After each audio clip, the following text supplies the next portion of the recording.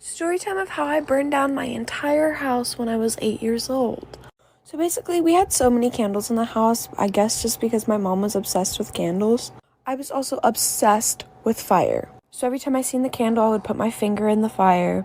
And no, it didn't hurt me whatsoever. I guess it was just amusing to me. And everybody called me a pyro. So one day I was scrolling on Musical.ly, and on the Feature Me page, I saw something with a candle. And it was how to make your own candle or something like that. But you had to make your own candle out of a candle. So I went into my room and I closed my door. And the first step was melting the candle all the way. So I lit the candle and then I put a piece of paper in there. I don't know why I did, but I did. And the fire started getting so big, so I lifted the piece of paper and I threw it on my rug. And I didn't want to get in trouble for fire on the floor, so I just left my room and left it alone.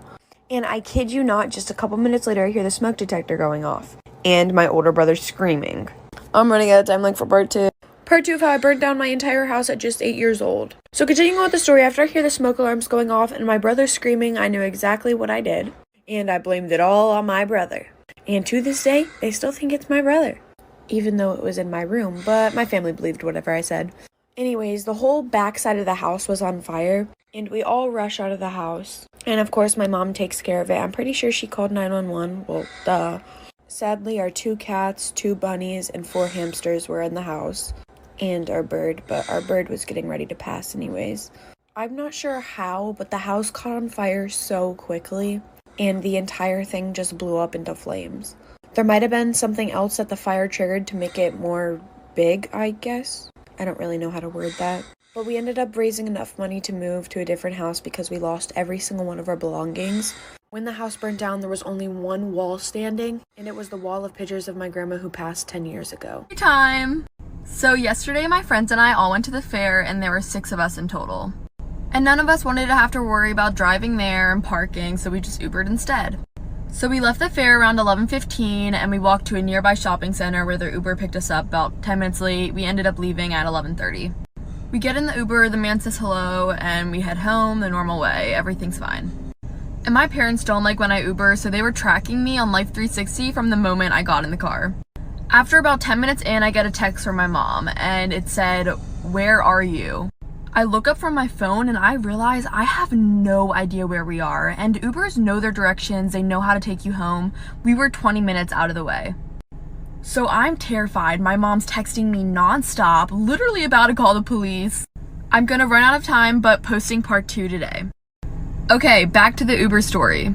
Our parents are freaking out, we're texting each other in our group chat so he doesn't hear us.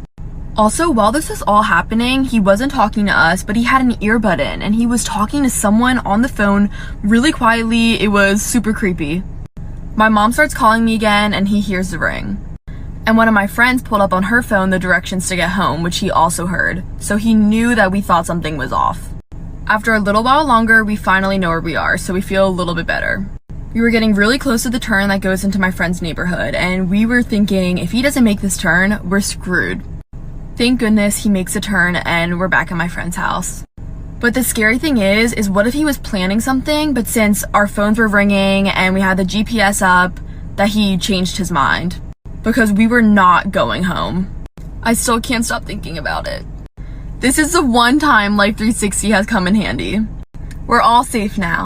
I never wore big dresses to school. Let me set the scene for you. 4th grade Joe, 9 years old, super perky and happy to be wearing a giant dress to school. I don't know why I was. Maybe we had just gotten it. I was super excited about it. It was like a Wednesday. I was probably like, Mom, I want to wear this dress. And since I was mainly tomboyish my entire life, she was probably like, yes, wear it. So I took it to school. So I took it to school. It made playtime a little complicated, but that's fine. Recess was fine. I was one of those kids who liked to roll around in the dirt, climb trees, all that jazz. And I'm like, it's just a dress. It'll be fine. So it's time for nutrition class. I don't know. They're trying to teach us about pyramids and food groups. My teacher starts looking at me funny. And then she kind of just says to the entire class, Josadak? And I'm like, is it Josadak? Can you come with me outside for a second? I'm like, yeah, sure. 4th grade me just comes with her outside. And when we're outside, she closes the door. And I'm like, huh. She slowly takes off her shoe. I was like, oh, look for part 2. Okay, part 2. I honestly didn't expect to make 2 parts out of this. So my teacher was looking at me so intensely while she was taking off her shoe. And I was so confused.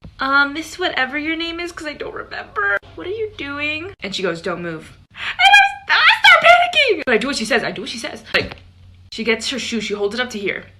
And then she throws it at me.